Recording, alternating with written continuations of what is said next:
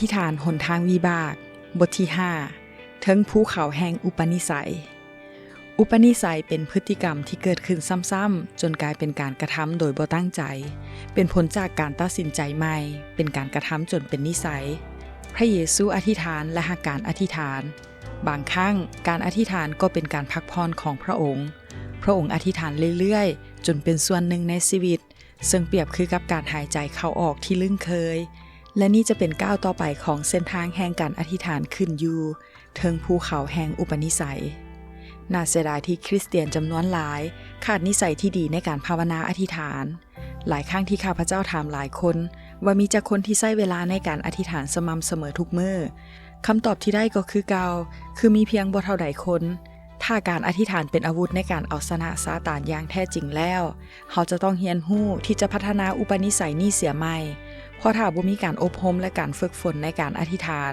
ทหารของพระเจ้าย่อมบ่มีพลังเพียงพอเพื่อต่อสู้กับศัตรูแน่นอนพระเจ้ามีทหารหลายคนบางคนก็เก่งในการดำเนินชีวิตใกล้ชิดกับพระองค์บรรดานายพลในกองทัพของพระเจ้านั้นต้องเป็นผู้ที่มีอุปนิสัยในการหักการอธิษฐานอย่างสม่ำเสมอมีคนกล่าวว่าบุคคลที่รู้จักใช้อาวุธแห่งการอธิษฐานคือทหารเอกของพระเจ้าคือผู้ยิ่งใหญ่ที่สุดของพระเจ้าการบำรุงในการอธิษฐานเป็นเรื่องเศร้าที่คริสเตียนหลายคนบ่เคยปรับปรุงนิสัยให้หักการอธิษฐานถ้าเฮามีนิสัยหักการกินอาหารคือกับนิสัยหักการอธิษฐานแล้วอาจเป็นไปได้ว่าร่างกายของเฮาคงจอยลงเหี่ยวแห้งแน่นอน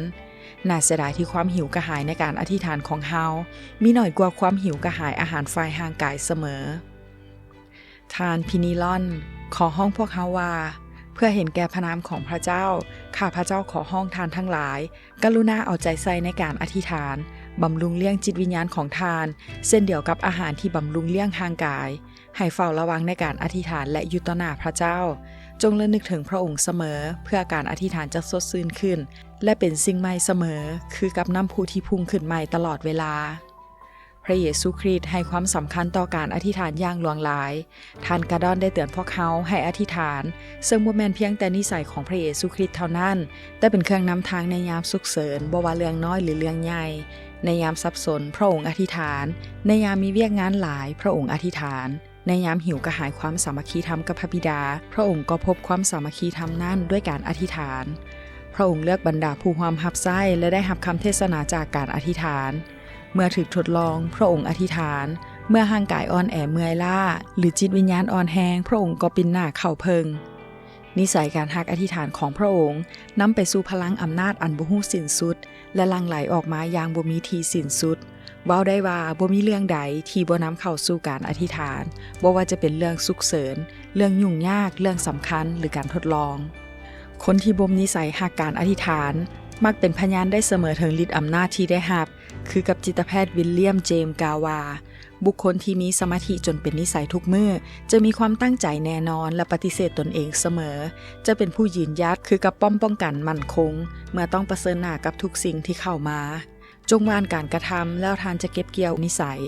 จงวานนิสัยแล้วท่านจะเก็บเกี่ยวอุปนิสัยจงวานอุปนิสัยแล้วจะเก็บเกี่ยววิถีชีวิตลองคิดเบิ่งว่าเพียงชั่วโมงเดียวที่เฮาใช้ในการอธิษฐานอย่างจริงจังทุกมื้อนั้นจะให้ผลอย่างหลวงหลายเท่าใดท่านออสการ์ซิลกอตให้ข้อคิดว่าถ้าท่านจะใช้เวลามื้อละชั่วโมงในสิ่งหนึ่งสิ่งใดอย่างจริงจังปีหนึ่งก็จะเฮ็ดได้365ชั่วโมงหรือเท่ากับประมาณ45มื้อถ้าเฮ็ดเวียกมื้อละ8ชั่วโมงซึ่งเท่ากับการเพิ่มผลงานในชีวิตอีกปีละ1เดือนครึ่งโลกที่เพพังและลำบากกำลังคอยท่าการช่วยเหลือจากนักอธิษฐานแบบนี้ใช้เวลาที่ดีที่สุดในการอธิษฐานบรรดาผู้ที่กำลังสร้างนิสัยในการอธิษฐานมักจะถามว่าเวลาใดเหมาะสมที่สุดในการอธิษฐานบางคนก็ตอบว่าเบิ่งตัวอย่างจากพระเยซูคริสต์พระองค์อธิษฐานในตอนเช้ามืดเพราะเป็นเวลาที่ดีที่สุดแต่สำหรับตัวข้าพเจ้าเองรู้สึกว่าตอนดึกสะดวกกว่า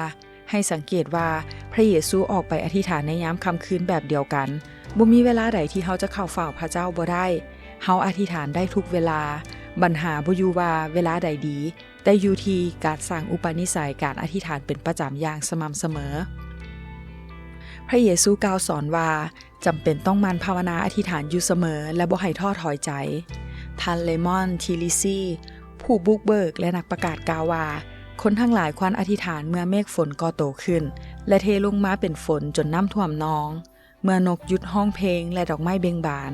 เมื่อความคิดเศร้ากำลังทับถมหัวใจและเบิ่งคือว่าทุกสิ่งกำลังลำบากมนุษย์ควรอธิษฐานเมื่อมีความคิดว่าพระเจ้าลืมพระคุณของพระองค์แล้วเมื่อจิตใจเกือบแตกสลายและใจเหี่ยวแห้งเมื่อบ่มีข้าวสารจะใส่หม้อเมื่อต้องสำระค่าเช่าบ้านและยังบ่มีเงินจ่ายเมื่อยามบ่มีเวียกเฮ็ดและอนาคตมืดมนและเมื่อบ่มีไผให้เพิงพาได้ท่านลีซี่กล่าวอีกว่าคนทั้งหลายควรอธิษฐานเมื่อความหวังสูญสลายสุขภาพทรุดโทรมและหมู่คู่ตีห่างจากเงินในกระเป๋าหมดและสูญสิ้นทุกอย่างแต่พระเจ้าบ่ได้ไปจากพระองค์อยู่ใกล้พระองค์จะบ่เปลี่ยนแปลงสิ่งสำคัญบ่แม่นว่าจะอธิษฐานตอนใดแต่อยู่ที่ความตั้งใจในการอธิษฐานและบ่อยู่ที่ว่าพระผู้ช่วยให้พ้นของเฮาอธิษฐานตอนใดแต่อยู่ที่ว่าเฮาเข้าหาพระเจ้าเฮ็ดหยังและแบบใดบางคนคิดว่าพระเยซูอธิษฐานเพื่อเฮ็ดเป็นแบบอย่างที่ดีไว้เท่านั้นนักเขียนท่านหนึ่งได้เตือนว่าองค์พระเยซูเจ้าบ่ได้อธิษฐานเพื่อเป็นแบบอย่างแก่เฮาเท่านั้นพระองค์บ่ได้อธิษฐานเพื่อเป็นแบบอย่างแต่อธิษฐานเพราะเป็นสิ่งจำเป็นที่ต้องอธิษฐานคริสเตียนสมัยทำอิฐบ่ได้อธิษฐานเพราะการอธิษฐานเฮ็ดให้พวกเขาเด่นในคริสตจักรหรือในสังคมพวกเขาบ่ได้สร้างนิสัยการอธิษฐานอย่างเข้มงวดเพื่อว่าคนทั้งหลายในยุคต่อมาจะได้อ่านประวัติความห้าวหาญของพวกเขาคนเหล่านี้บ่เคยคิดมาก่อนว่าคริสเตียนสมัยหลังๆจะศึกษาวิเคราะห์การกระทำและการอธิษฐานของพวกเขาแล้วเอาไปเป็นแบบอย่างในคำเทศนาคริสเตียนสมัยทำอิฐได้สร้างนิสัยการอธิษฐานเพราะบ่มีวิธีใดที่จะเฮ็ดให้พวกเขามีชัยชนะในสงครามแห่งชีวิตได้พวกเขาเห็นว่าการอธิษฐานเป็นสิ่งสำคัญยิ่งในการติดตามพระเยซูคริสต์ท่านสเปอร์เจียนกล่าวว่าผู้เชื่อในสมัยทำอิฐคิดถึงความสำคัญของการอธิษฐานหลายยิ่งกว่าพวกเขาในปัจจุบันพวกเขาเห็นว่าเป็นสิ่งสำคัญสูงสุดและต้องฝึกฝนอย่างแท้จริงซึ่งต่อมาพวกเขาบางคนกลายเป็นผู้ที่มีชื่อเสียงดังไปทั่วพวกเขาได้เก็บเกี่ยวอย่างหลวงหลายในการว่านในทุ่งนาแห่งการอธิษฐานและพบว่าอยู่ต่อหน้าพระเจ้าเป็นขุมทรัพย์อันใหญ่หลวงซึ่งเกินจะบรรยายได้อาจเป็นไปได้ว่าบรรดานักอธิษฐานสมัยทำอิฐเริ่มต้นด้วยการอธิษฐานมื้อละหน่อยและความปรารถนาก็ค่อยๆเพิ่มทวีหลายขึ้นจนต้องเพิ่มเวลาออกไปอีกบางคนให้ข้อคิดว่าขอจงอย่าลืมว่านักอธิษฐานเหล่านั้นอธิษฐานแบบบ่มีกำหนดเวลาพวกเขาอธิษฐานดนพอมีภาระหนักจนหยุดอธิษฐานบ่ได้ท่านบิชอปเอสเบอร์ลีกล่าวว่าข้าพเจ้าตื่นตอน 4 โมงเช้าและใช้เวลา 2 ชั่วโมงในการภาวนาอธิษฐานมีคนเล่าว่าโยเซฟอัลไลก็ตื่นตั้งแต่ 4 โมงทุกเช้าและอธิษฐานจนฮอด 8 โมงดร.เอ็ดนิเลมจัสสันบรรพบุรุษแห่งความเชื่อกล่าวอย่างชัดเจนถึงคุณค่าในการสร้างนิสัยอธิษฐานว่าต้องเฮ็ดให้ได้จงจัดการเวียกงานต่างๆของทานเพื่อให้มีเวลากับการอธิษฐานมื้อละ 2-3 ชั่วโมงบ่แม่นอธิษฐานละล่าเท่านั้นแต่เป็นการเข้าเฝ้าพระเจ้าและมีความสามัคคีธรรมกับพระองค์แบบแท้จริงด้วยท่านเซอร์เฮนรี่แฮฟร็อกมักจะตื่นเช้าต้อนรับวันใหม่ด้วยการอธิษฐานอย่างแท้จริงมื้อละ 2 ชั่วโมงจนเป็นนิสัยถ้าเพิ่นต้องออกจากบ้านไปเฮ็ดเวียกตอน 6 โมงเพิ่นก็ต้องตื่นก่อน 2 ชั่วโมงเพื่ออธิษฐานนี่เป็นการดำเนินชีวิตอยู่เทิงภูเขาแห่งอุปนิสัยท่านสโตนวอลแจ็คสันตั้งใจอย่างแท้จริงในการสร้างนิสัยการอธิษฐานเพิ่นกล่าวว่าข้าพเจ้าเข้มงวดกับนิสัยนี้หลายถึงแม้ว่าจะดื่มน้ำเพียงจอกเดียวข้าพเจ้าก็อดบ่ได้ที่จะอธิษฐานขอพระเจ้าอวยพร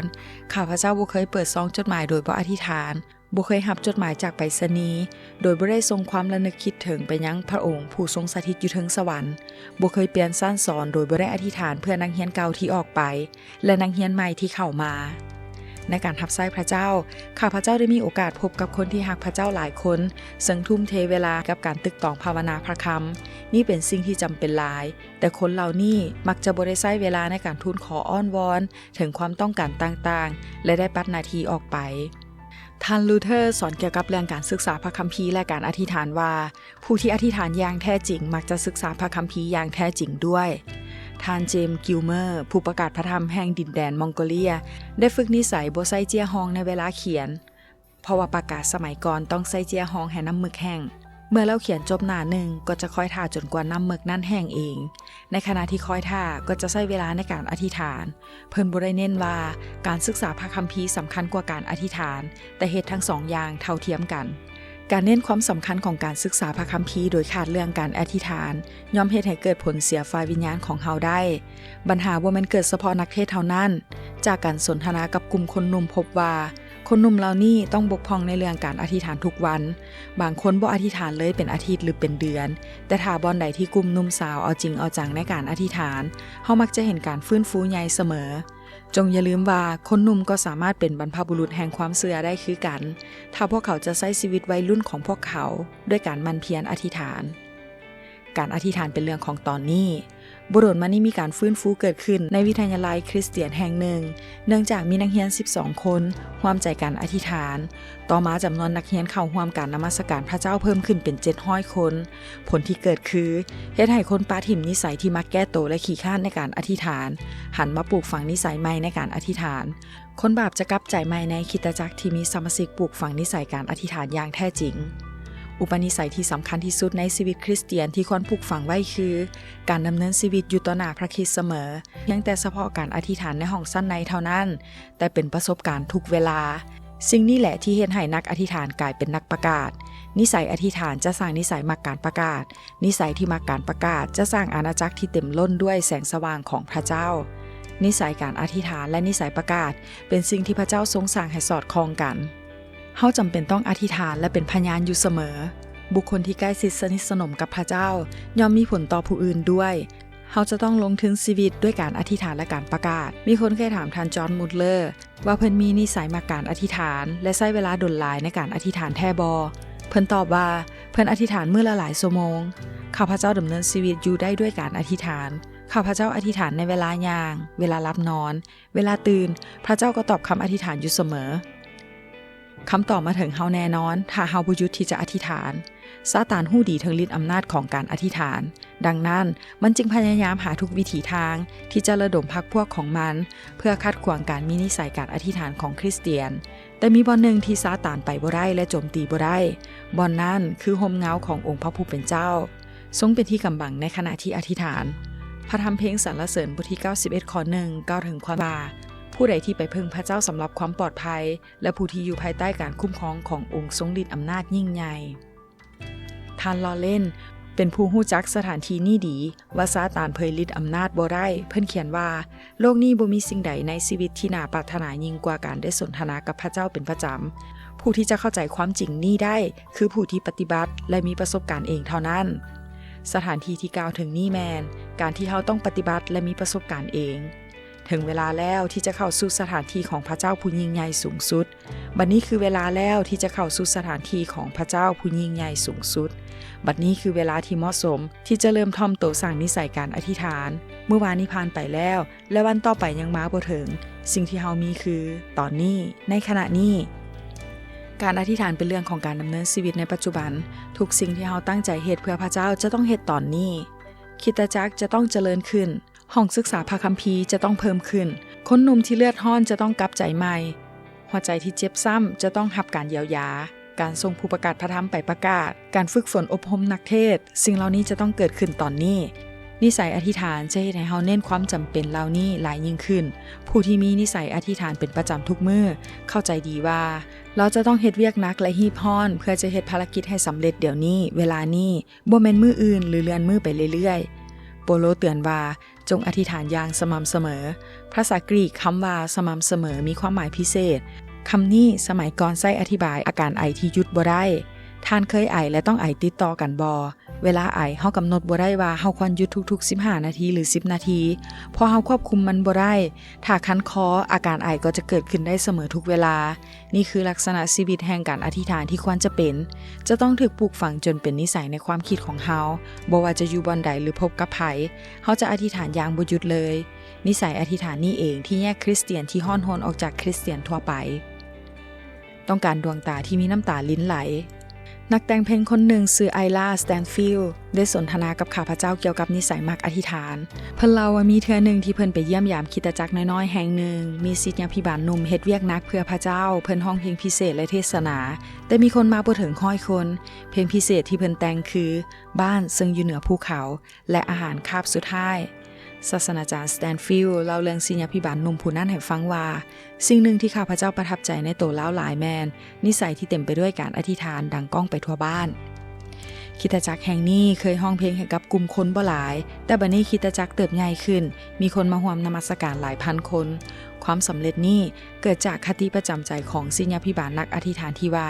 คริสตจักรของข้าพเจ้าจะบ่มีมือเจริญเติบใหญ่ถ้าบ่มีน้ำตาไหลลิ้นจากดวงตาของข้าพเจ้าจะมีวิธีใดอีกที่จะแสดงให้เห็นถึงภาระอันแท้จริงและน่าประทับใจ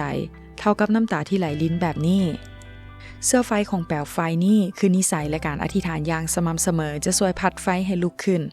หลายปีก่อนมีผู้อ่านปึ้มหัวนี้ได้ตั้งคติประจำใจเกี่ยวกับการอธิษฐานลักษณะนี้ไว้และข้าพเจ้าได้จดไว้ในพระคัมภีร์ถึงแม้ว่าจะโดนนานและเลื่อนหายไปแต่ก็ยังพออ่านได้ว่า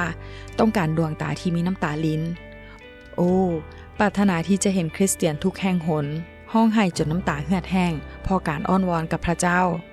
นิสัยมักอธิษฐานของนักอธิษฐานผู้ยิ่งใหญ่ท่านหนึ่งกลายเป็นวงบอกเวลากับคนบ้านใกล้เฮือนเคียงเพื่อนบ้านคนหนึ่งเล่าว่าเช้ามือทุกมื้อในเวลาเดียวกันเราจะลุกขึ้นและไปอธิษฐานเมื่อไฟในห้องของเราเปิดเฮาก็ฮู้ว่าเช้าวันใหม่มาฮอดแล้วคือกับเป็นสิ่งที่คู่กับดวงตะเวนในยามเช้าซึ่งบ่เคยผิดพลาดเลยเฮาสามารถใช้แล้วเป็นโมงที่ตรงเวลาของเฮาได้เลยกฎระเบียบที่มั่นคงนิสัยแห่งการอธิษฐานนี้มีผลต่อบรรดาผู้ที่อยู่อ้อมข้างท่านจอห์นเฟรเซอร์มีนิสัยดังกล่าวจนหมู่ๆตั้งชื่อให้ว่าเทวดาของพระเจ้ามีผู้เล่าถึงผลจากชีวิตแห่งการอธิษฐานของเฟรเซอร์ว่าบัดนี้สิ่งที่ผูกมัดต่างๆได้หลุดพ้นแล้วจิตวิญญาณของเพิ่นได้รับการปลดปล่อยได้สูดอากาศที่บริสุทธิ์ความบาปได้ถูกเหยียบไว้ก้องตีนแล้วท่านสามารถมีไสยชนะในพระเจ้าและเดินไปถึงหนทางของพระเจ้าเนื่องจากตอนกลางเว้นเพิ่นหาเวลาวางบ่ได้เพิ่นจึงตั้งกฎระเบียบกับตนเองอย่างมั่นคงว่าทุก2คืนของอาทิตย์เพิ่นจะบ่นอนแต่จะอ่านพระคัมภีร์และอธิษฐานกรุณาสังเกตคำว่าอย่างมั่นคงอธิบายได้อย่างจ้าแจ้งว่าเป็นกฎระเบียบที่บ่เปลี่ยนแปลงมีหลายอย่างในชีวิตที่เฮาเฮ็ดเพื่อการมีชีวิตอยู่เช่นเฮาต้องหายใจเฮาต้องกินอาหารเพื่อบำรุงเลี้ยงร่างกายซอกหาเครื่องนุ่งห่มให้ร่างกายแต่ยังมีอีกสิ่งหนึ่งที่เฮาต้องเพิ่มเข้าไปนั่นคือกฎระเบียบหรือความตั้งใจที่เด็ดเดียวบ่มีวันเปลี่ยนแปลงในการอธิษฐานทุกมื้อท่านดาวิดลิฟวิงสโตนสามารถเป็นพยานถึงนิสัยแห่งการอธิษฐานนี้ได้นิสัยอีกอย่างหนึ่งของเพิ่นแมนทุกครั้งที่ครบรอบวันเกิดเพิ่นจะเขียนคำอธิษฐานบทหนึ่งปีสุดท้ายก่อนเสียชีวิตเพิ่นได้เขียนไว้ว่าโอ้พระบิดาเจ้าของข้าพระองค์บ่ได้ฮักพระองค์เท่าที่ควรบ่ได้ฮักพระองค์อย่างแท้จริงและเพียงพอโปรดเมตตาข้าพระองค์ด้วยก่อนปีนี้จะสิ้นสุดลงขอได้โปรดให้ข้าพระองค์เฮ็ดหน้าที่นี้ให้สำเร็จด้วยในปีต่อมามีคนพบเห็นเพิ่นยูทูบไอลาล่าอยู่ในท่าคุกเข่าอธิษฐานเพิ่นสิ้นชีวิตในขณะที่อธิษฐานถึงแม้ว่าร่างกายได้นำกลับไปที่ประเทศอังกฤษนครลอนดอนแต่ชีวิตของเพิ่นได้ฝังไว้ในดินแดนอันป่าเถื่อนแห่งนี้บรรพบุรุษแห่งความเชื่อได้จากไปแล้วพร้อมกับถิ่มคำอธิษฐานให้คงอยู่จนเท่าทุกวันนี้เพิ่นได้เรียนรู้เป็นอย่างดีในบทเรียนแห่งการบ่มสอนนิสัยการอธิษฐานเพิ่นตายในขณะที่คู่เขาอธิษฐาน